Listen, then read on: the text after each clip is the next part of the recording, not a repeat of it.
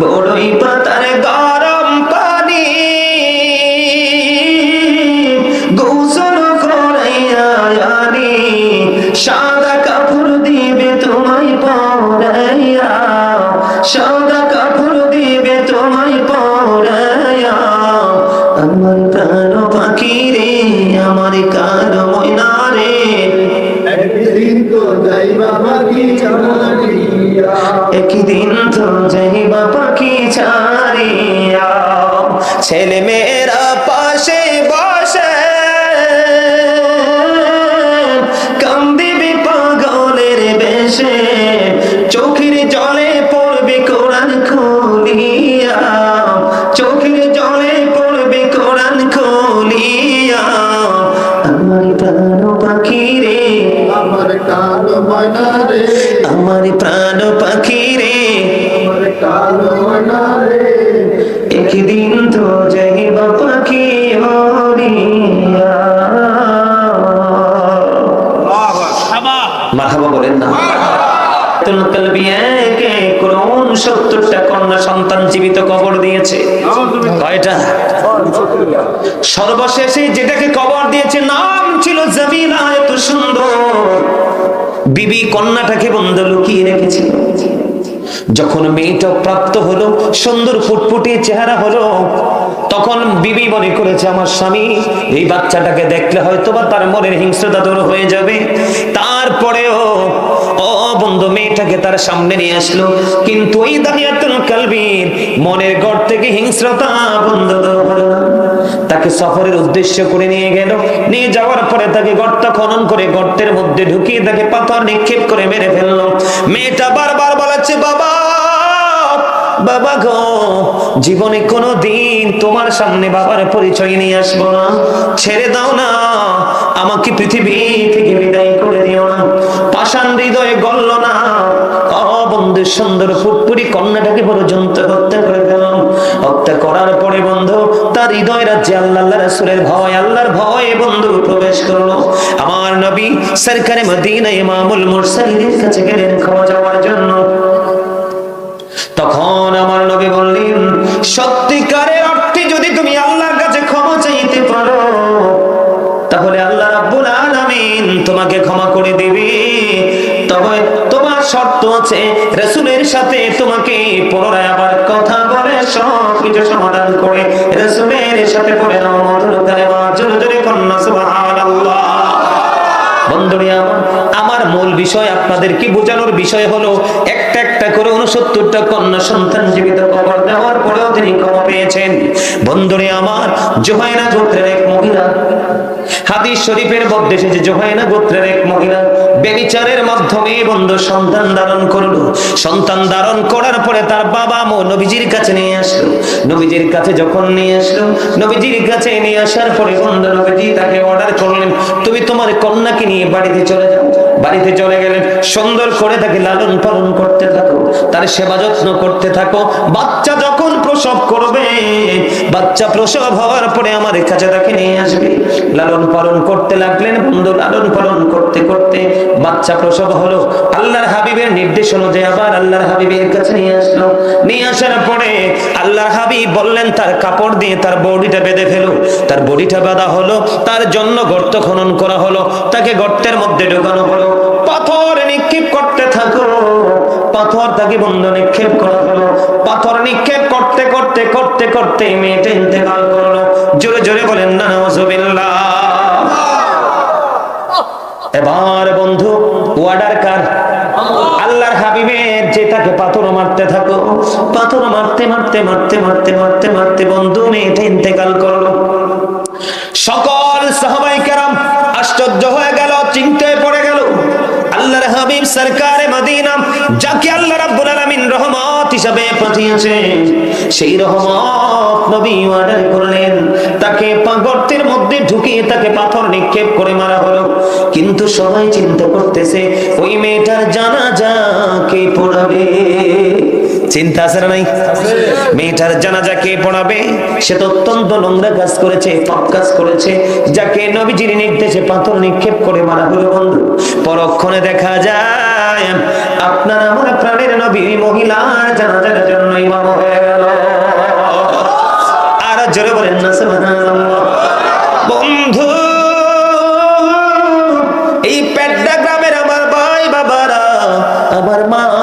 বাবাদেরকে ডেকে ডেকে বলছি গো, যুব বন্ধুদেরকে ডেকে ডেকে বলছি, হৃদয় খুলে শোনো, এটা হলো আমাদের জন্য, তোমাদের জন্য, সবার জন্য মোস্ট ইম্পর্টেন্ট একটা টিচিং।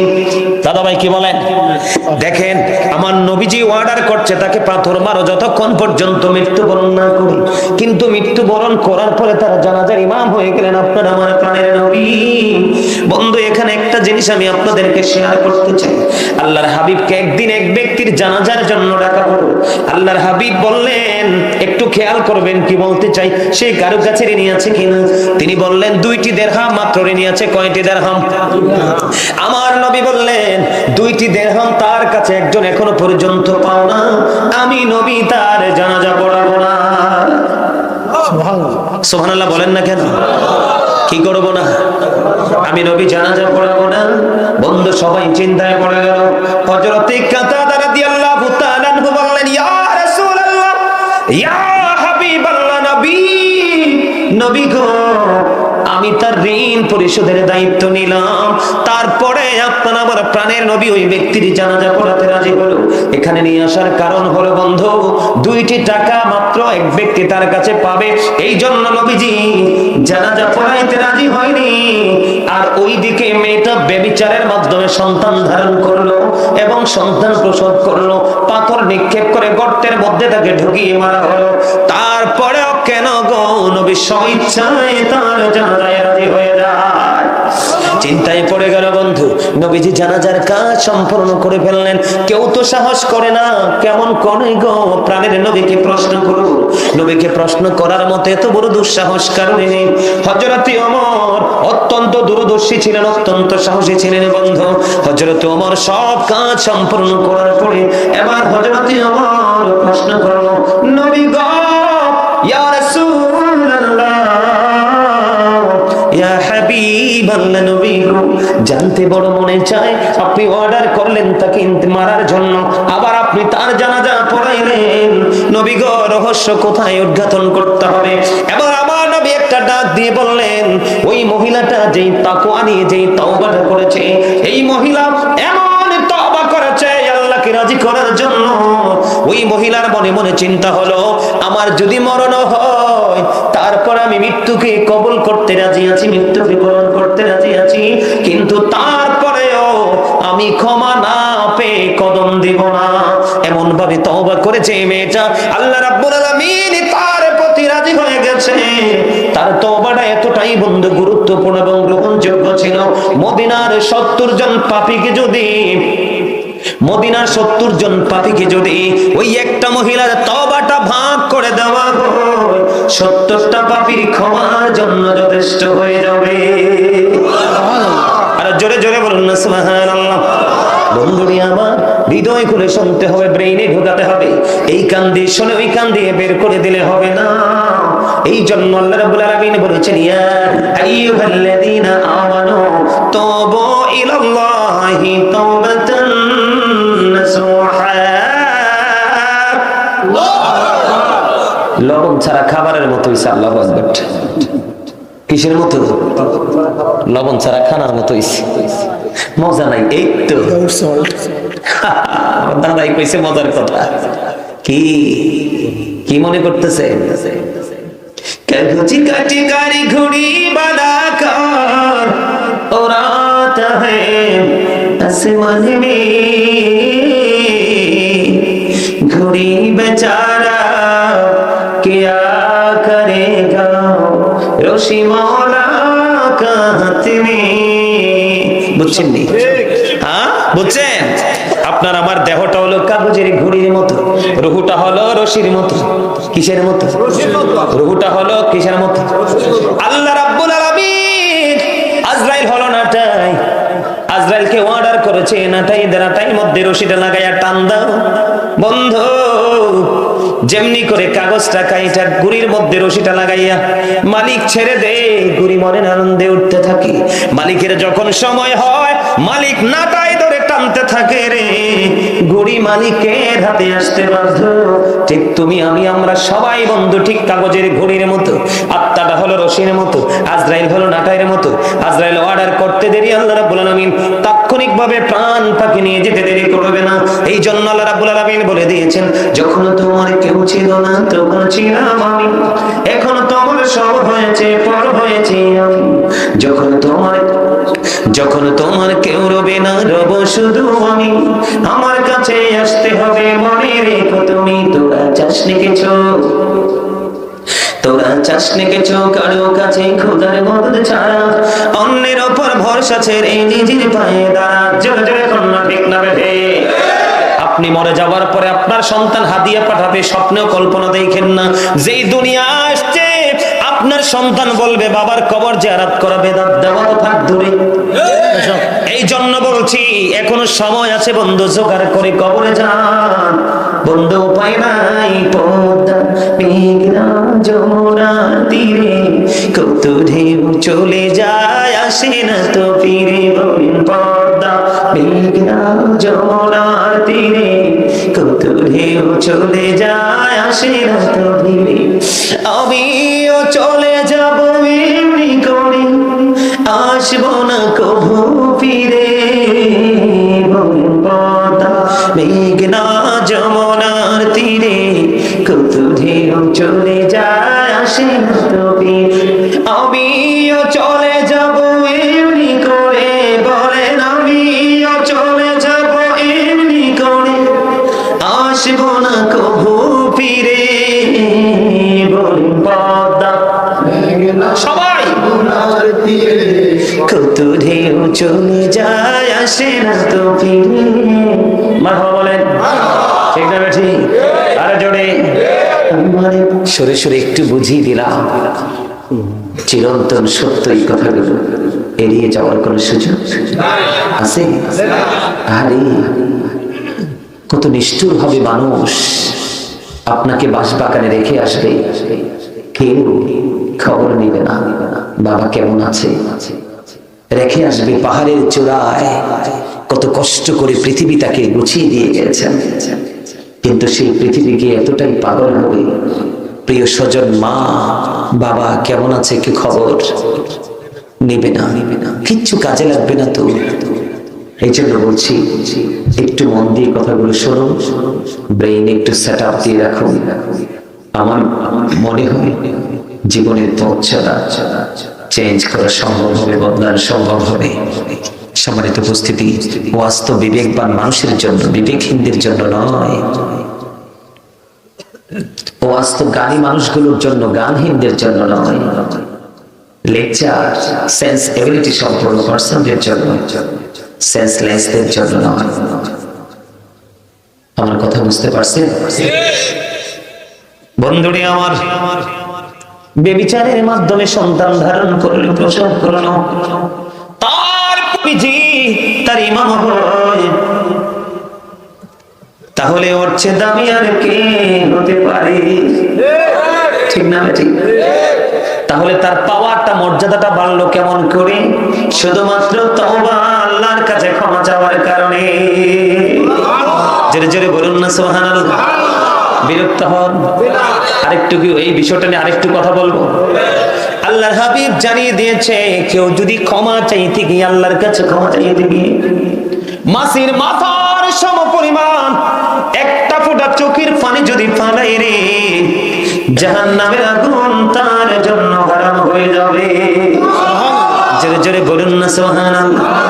বন্ধুরে আমার, ধরেন আপনার একটা ওট নিয়ে আপনি সফরে বের হলেন। হাদিস শরীফের মূল ভাষাটা কি? আপনি যখন সফরে বের হলেন, সফরে বের হওয়ার পরে বন্ধু হঠাৎ করে আপনার ওটটা হারিয়ে গেল। উটের পিঠে আপনার খাবার দাবার, পোশাক আশাক, পানীয় সব কিছু উটের পিঠে। আপনি বন্ধু খুঁজতে খুঁজতে খুঁজতে খুঁজতে পাগল হয়ে গেলেন। ওট হারিয়ে যাওয়া মানে আপনার সব হারিয়ে যাওয়া। আপনি কোনোভাবে ওটটাকে খুঁজে পাচ্ছেন না, ক্লান্ত হয়ে একটা গাছের ছায়ার নিচে আপনি তন্দ্রাচ্ছন্ন হয়ে বসে রইলেন। হঠাৎ করে চোখ খুলে দেখলেন আপনার ওটটা আপনার কাছে এসে হাজির হয়ে গেছে। কি হয়ে গেছে? তখন আপনি খুশি হবেন নাকি বেজার হবেন? আমার নবীজি বলেছেন, হারিয়ে যাওয়া ওট ফিরে পাওয়ার পরে ওটের মালিক যত বেশি খুশি হয়, তার চেয়েও বেশি খুশি হয় বান্দা পাপ করার পরে যখন আল্লাহর কাছে ক্ষমা চায়। জোরে জোরে বলুন না সুবহানাল্লাহ। হাদিস শরীফের মধ্যে এসেছে তিনি ওটটা ফিরে পাওয়ার পরে এত বেশি খুশি হয়েছে, আল্লাহর হাবিব বলেছেন তিনি এত বেশি খুশি হয়েছেন, তিনি বলতেছেন আল্লাহ গো তুমি আমার, আমি তোমার রব, তুমি আমার বান্দা। জোরে জোরে কন্না আল্লাহু আকবার। কথা কি বুঝতে পারছেন? ওনার বলার কথা ছিল কি? তুমি আমার রব, আমি তোমার বান্দা। কিন্তু উনি উটটা ফিরে পাওয়ার পরে এত বেশি খুশি, এত বেশি আনন্দিত হয়েছে, তিনি বলেছে আমি হইলাম তোমার রব, তুমি আমার বান্দা। জোরে জোরে বলুন না আল্লাহু আকবার। খবর মজার না? বন্ধুরা আমার বোঝানোর জন্য বলছি, আমি আপনাদেরকে আরেকটা হাদিস শরীফ বলছি, রাবির কথা বলবো না। সময় কিন্তু আমার ভাই জাকির হোসেন কিন্তু আয়াতটা তেলাওয়াত করে গেছে, ইয়া আইয়ুহাল্লাযীনা আমানু তুবু ইলাল্লাহি তাওবাতান নাসুহা। ও আমাদের আজকের প্রধান মেহমান কি চলে যাবে? আচ্ছা ঠিক আছে, চলে গেলে তো আর জোর করে আটকানো যায় না, পারিবারিক সমস্যা। হ্যাঁ পারিবারিক সমস্যা। ও আচ্ছা আচ্ছা, না না না না, ওনার সমস্যা হলে উনি চলে যাক, সমস্যা নেই। মনু এই পকেটে ঢুকাও।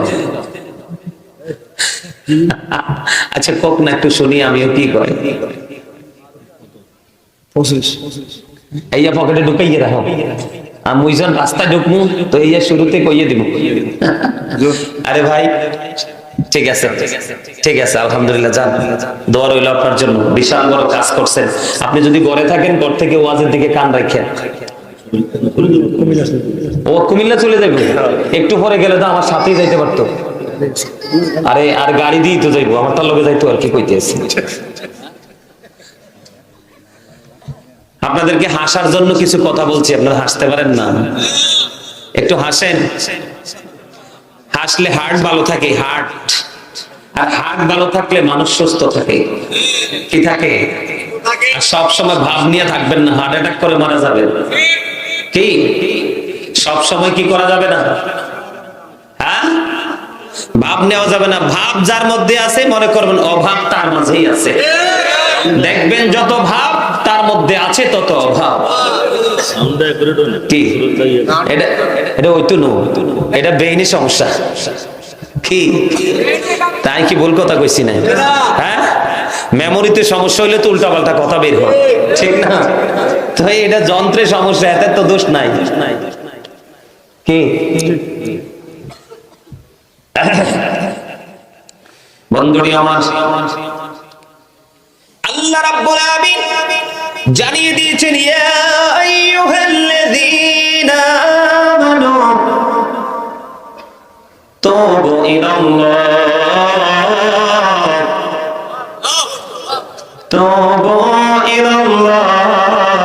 তাওবাতান নাসুহা।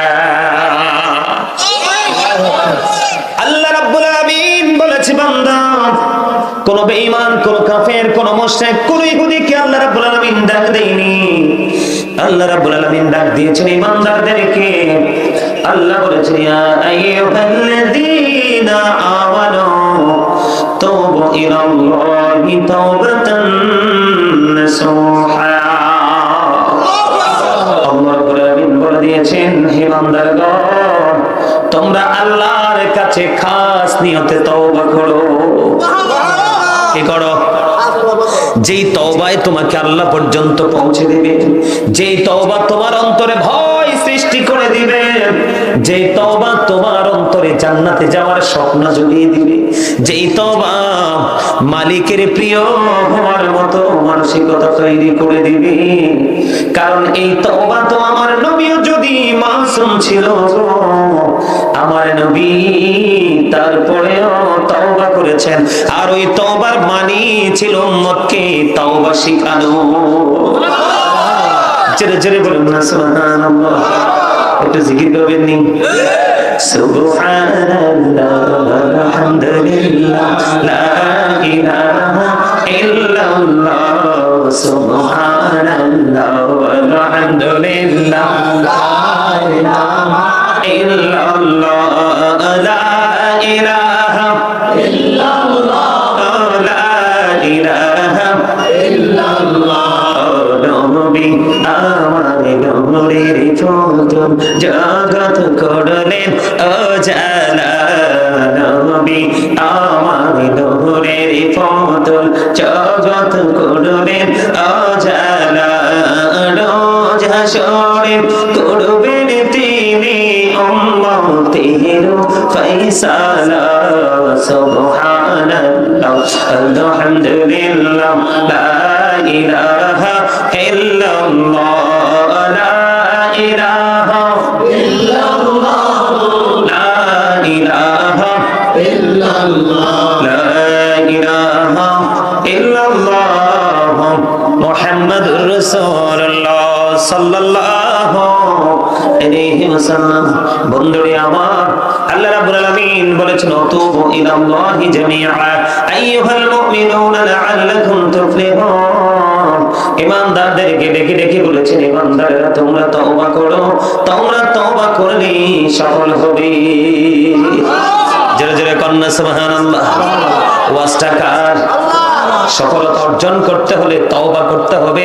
আর আল্লাহ রাব্বুল আলামিন দাওয়াত দিয়েছেন ঈমানদারদেরকে, তোমরা আল্লাহর কাছে তওবা করো, তাহলেই তোমরা সফলতা অর্জন করতে পারবে। আর এই তওবাটা হবে তওবা করার মতো তওবা, যেটা খালেস নিয়তে বন্ধ তওবা। আমার আল্লাহ দাঁড়িয়ে দিয়েছেন তওবা করো, আল্লাহ রাব্বুল আলামিনের দিদার পর্যন্ত পৌঁছে যেতে পারবে। ও বন্ধু, তওবাটা মিনিংটা কি, মূল সারমর্মটা কি, তওবা মানেটা কি? আমি জীবনে যত গুনাহ করেছি, এই সব গুনাহের জন্য আমরা চিরকাল লজ্জিত থাকব। কার কাছে? আল্লাহর কাছে লজ্জিত থাকব। জীবনে আর কোনোদিন অপরাধ করব না, এই প্রতিশ্রুতি আল্লাহর কাছে দিতে হবে। কি? জীবনে যে অপরাধ করেছি সেটার জন্য চিরকাল আল্লাহর কথা মনে হলে, পরকালের কথা মনে হলে আমরা নিজেরা নিজেদেরকে লজ্জিত মনে করব। জীবনে আর কোনোদিন এই পাপ আমরা করব না, এই সিদ্ধান্ত করতে হবে। ওই যে আমার ভাই জাকির হোসেন একটু আগেই বলে গেছে, সৎ সম্পর্কে জঘন্য থেকে জঘন্যতর কথাগুলো বন্ধু, সত্য অত্যন্ত ভয়ঙ্কর। আমি এই জন্য আপনাদেরকে বলছি, আমার দিকে তাকান। আমি যখন মেরাজে গেল, মেরাজে যাওয়ার পরে এক একটা মানুষের পেট ধাক্কা, এক একটা ঘরের মতো বড় বড়। জিব্রাইলকে প্রশ্ন করলো, ভাই জিব্রাইল এরা কারে? জিব্রাইল দেখে দেখে বলল, ইয়া রাসূলুল্লাহ, ইয়া হাবিবাল্লাহ, নবী গো, এরা হলো পৃথিবীর সুদখোর আর ঘুষখোর। আওয়াজ তুলে বলুন না নাউযুবিল্লাহ, আর জোরে বলেন না নাউযুবিল্লাহ। আমার নবী বললেন, রে জিব্রাইল, আমি চাইয়া দেখলাম এদের পেটের মধ্যে সাপ আর বিচ্ছু দেখা যায়। জোরে জোরে বলুন না নাউযুবিল্লাহ। আপনার ওই যে তিনি বলেছেন, হাদিস শরীফ থেকে সংগ্রহ করেছেন, যিনি সুদ দেয়, যিনি সুদ খায়, যিনি সুদের সাক্ষী হয়, যিনি সুদের ইসলাম লেখে বা আদান প্রদানে কোনো না কোনো প্রত্যক্ষ পরোক্ষ ভাবে ডাইরেক্টলি ইনডাইরেক্টলি যারা যুক্ত থাকে সবাই সমান অপরাধী। এই জন্য বলছি বন্ধু, যদি কোনো মানুষ জানে একটা লোক জুলুম করতেছে, অন্যায় করতেছে, অপরাধ করতেছে, জানার পরেও বাজারের দিন একটা ব্যাগ বাজার, মাছের পিছারি থেকে যখন মাছ ধরা হবে, একটা মাছ কি কি মোবাইল পকেটে ঢুকাও, এটা ফাইজলামের জায়গা না। তোমরা যে এটা করতেছো, এটাও তোমাদের একটা ইনকাম ও সওয়াব। কি কি হুজুর, তোমরা এখানে কি রং ঢং করবা? এটা পকেটে ঢুকাও, ঢুকাও, ঢুকা। জিন্স প্যান্টের পকেট শক্ত, ঢুকাবে না। আপনারা জানেন না তো, আপনারা জানেন না বাংলাদেশ একেবারে গজবের ধার প্রান্তে, একেবারে গজবের ধার প্রান্তে। আপনারা কল্পনা করতে পারবেন না যুব সমাজ যে কতটা নষ্ট হয়েছে। এই যে মুরব্বীগুলো দেখেন, আমি আসার পরে দেখছি আমার দাদা অসুস্থ, এতক্ষণ শুয়ে ছিল, তারপরে এখন উঠতে বসতে, তারপরে ওয়াজ ছাড়ে নাই। আসার সময় দেখছি দোকানের পাশে বৈশা বৈশা ঠ্যাঙ্গের উপরে ঠ্যাং দিয়ে নিয়ে মোবাইল টিপতেছে, কি করতেছে? মুরব্বীদের অন্তর আল্লাহ রাসূলের ভালোবাসায় ভরা। বর্তমান যুবক যুবতীদের, ম্যাক্সিমাম যুবক যুবতীদের অন্তর হিংসা, নোংরামি আর আত্মপরিমায় ভরা। আমার কথাগুলো একটু খারাপ লাগবে, কারণ আমার খুব মূল্যবান কথা তো তিনটা। কি হক কথা তিনটা হইলে কি হইছে? আল্লাহ কয় অকৌলু কাউলান সাদীদা, আল্লাহ বলে সেই দা রাইট থিং। সত্য বলেছিলেন কে? আল্লাহ। তার এখান থেকে সত্য আমাদের কাছে আসছে কার মাধ্যমে? রাসূলের মাধ্যমে। Hazrat Muhammad sallallahu alaihi wasallam was born in our country. His father's name was Abdullah. His mother's name was Jamina. His father had died before he was born. He lost his mother in his childhood. He was very truthful. আমার নবী ছিলেন শ্রেষ্ঠ সত্যবাদী। আর শুধু সত্যবাদী নেই, আমেরিকার গবেষক মাইকেল এইচ হার্ট 100 জন প্রভাবশালীর তালিকা করেছেন। তিনি তালিকায় বলেছেন the 100 ranking of the most influential person in the history. 100 জন প্রভাবশালীর তালিকায় করার পরে তিনি সবচেয়ে সেরা চ্যাম্পিয়ন করেছেন আপনার আমার প্রাণের নবীকে। ওয়া ইন্নাকা লাআলা খুলুকিন আযীম। You are good character. আমার নবী ছিলেন শ্রেষ্ঠ চরিত্রের, উত্তম চরিত্রের অধিকারী। আর আমরা সেই নবীর উম্মত হই, আমরা হচ্ছে you are characterless, চরিত্রহীন। কথা বলেন না কেন? জিনা করলেই শুধু চরিত্রহীন নয়, জিনার বাইরে অসংখ্য চরিত্রহীন হওয়ার জন্য রাস্তা খোলা।